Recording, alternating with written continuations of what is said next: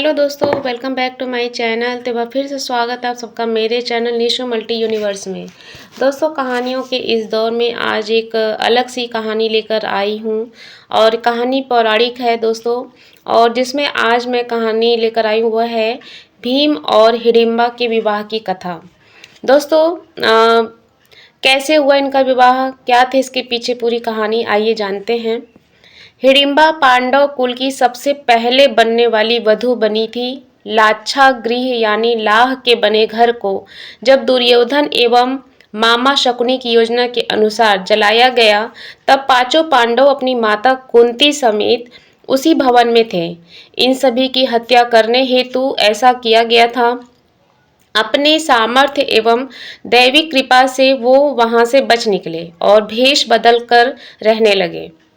इसी क्रम में वे एक जंगल में पहुंच गए। रात अंधेरी थी और जंगल घना था। जमीन पर बड़े बड़े झाड़ उगे थे, जिसके कारण चलना मुश्किल हो गया था।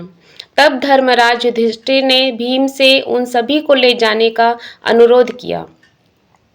भीम ने अपने शक्ति का परिचय देते हुए अपनी माता सहित अपने चारों भाइयों को उठाकर चलना प्रारंभ किया। जब वे वन में ऐसे स्थान पर पहुंच गए जहां धरती समतल और कोमल घासों से ढकी थी, तब वहां भीम ने सबको धरती पर उतारा और सब भाइयों ने मिलकर सोने के लिए व्यवस्था की। पांचों भाई बारी बारी जगकर अपने सोते हुए परिवार की रक्षा करते थे। इस बार भीम की बारी थी। वह जंगल अपने वृक्ष, चट्टानों सहित काली शक्तियों के प्रभाव के कारण मायावी था तथा एक शक्तिशाली एवं मायावी राक्षस हिडिंब का राज्य था। जंगल में आने वाला कोई भी मानव इस मायावी स्थान से निकल नहीं पाता था, अपितु राक्षसों का आहार बन जाता था। इन राक्षसों की घ्राण शक्ति यानी सूंघने की शक्ति बड़ी तेज थी। जंगल में मानव के प्रवेश को तुरंत वो भांप लेते थे। जब राक्षस राज हिडिंब को इन मनुष्यों के आने का पता चला, तो वह मानव मांस खाने के लिए लालायित हो उठे। उसने अपने बहन हिडिंबा को उन मनुष्यों को उसके सामने प्रस्तुत करने का आदेश दिया। हिडिंबा पांडवों के समीप जा पहुंची। भीम को देख हिडिंबा मोहित हो गई। वे सोचने लगी, एक शक्तिशाली पुरुष जिसका हृदय इतना कोमल है कि अपने परिवार को सुरक्षा प्रदान कर रहा है, उससे अच्छा जीवन साथी और कौन हो सकता है। मैं धन्य हूँ यदि वह मेरे पति बने। फिर उसे अपने क्रूर भाई की आज्ञा का स्मरण हुआ। देवी हिडिंबा ने अपनी मायावी शक्तियों से स्वयं को एक सुंदर युवती में बदल दिया और भीम के पास गई।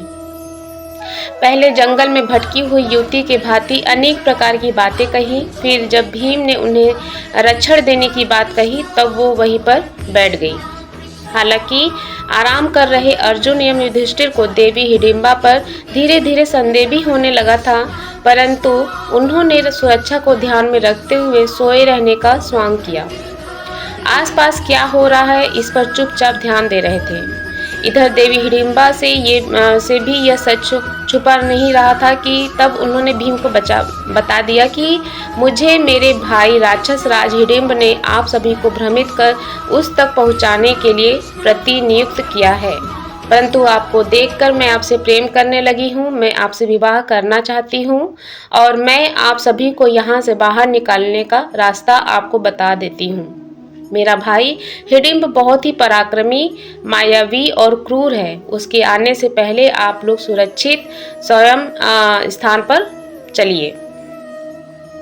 भीम ने उत्तर देते हुए कहा, देवी, मैं आपको नहीं जानता, परंतु आपको इतना बता दूं कि हम पांचों भाई क्षमता में किसी से कम नहीं हैं। मैं वृकोदर किसी भी राक्षस को समाप्त करने में सक्षम हूँ, इसीलिए मुझे इनकी निद्रा भंग करने की आवश्यकता नहीं है।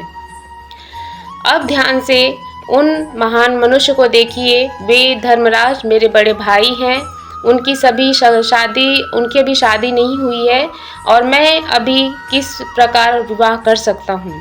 चर्चा चल रही थी कि राक्षस राज हिडिंब वहां पहुंच गया।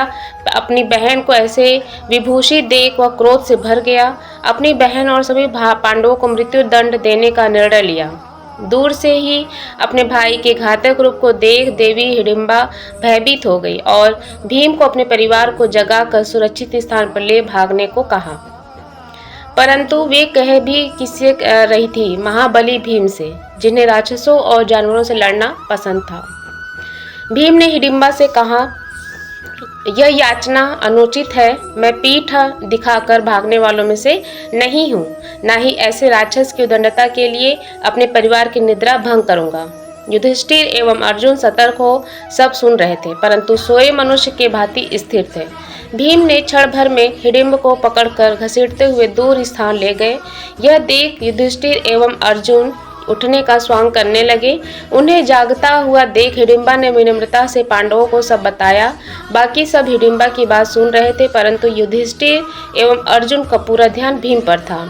अर्जुन ने भीम से चिल्लाकर कहा कि भ्राता भीम, इस राक्षस का वध अतिशीघ्र कीजिए। यह सुन भीम ने घातक प्रहार से हिडिंब की पीठ में के टुकड़े टुकड़े कर दिए। हिडिंब का वध होते ही सारे राक्षस भीम के सामने घुटने टेक बैठ गए और उन्हें अपना राजा मान लिया। तभी भीम ने कहा, मैं तुम्हारा राजा कैसे हो सकता हूँ? तुम राक्षस हो और मैं मनुष्य हूँ। तब उनके मंत्री ने कहा, हे राजन, हमारे यहाँ परंपरा है कि जो हमारे राजा को मारता है वही अगला राजा बनता है। एक शक्तिशाली राजा ही अपने प्रजा को सुरक्षा प्रदान कर सकता है, और प्रभु, आप तो राक्षस राज हिडिंब से भी अधिक शक्तिशाली हैं। यह सुनकर भीम ने कहा, परंतु मैं आपका राजा नहीं बन सकता। तब फिर से हाथ जोड़कर उनके मंत्री ने कहा, राजन, ऐसा ना कहे। बिना राजा के प्रजा अनाथ हो जाती है, जंगल राज हो जाता है।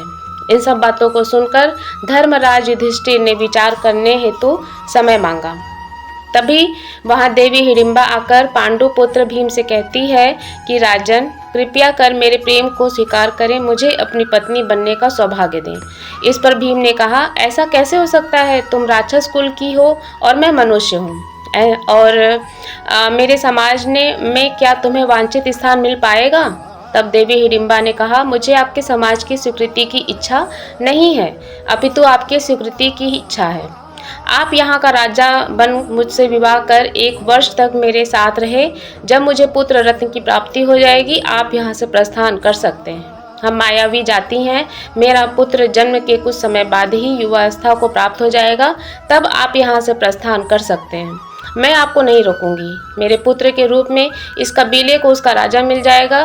फिर रोते हुए माता कुंती ने के चरणों में गिरकर कहा, माता, एक स्त्री के प्रेम की पीड़ा तो आप ही समझ सकती हैं। मुझे अपने पुत्र वधू स्वीकार कर लीजिए माता। 1 वर्ष की बात थी, मेरा भी कल्याण हो जाएगा और इस कबीले का भी। माता कुंती ने देवी हिडिंबा से कहा, हे पुत्री, तुम्हारी बातें तो धर्म संगत लग रही हैं, मुझे विचार करने का समय दो। फिर चर्चाओं के उपरांत माता कुंती सहित सभी पांडव इस बात पर सहमत हो गए कि इस प्रकार प्रजा को अनाथ करके जाना धर्म संगत नहीं है। फिर भीम ने कबीले का राजा होना स्वीकार किया, देवी हिडिंबा से विवाह किया और उनका एक पुत्र हुआ, महाबली घटोत्कच। मायावी राक्षस होने के कारण जन्म के कुछ समय उपरांत ही घटोत्कच युवा हो गया और अपने पिता भीम, अपनी पितामही देवी कुंती सहित अपने सभी काकाओं को दंडवत प्रणाम किया और उन्हें वचन दिया कि जब भी पांडवों को उनकी आवश्यकता पड़ेगी, वह केवल स्मरण मात्र से वहां उपस्थित हो जाएंगे।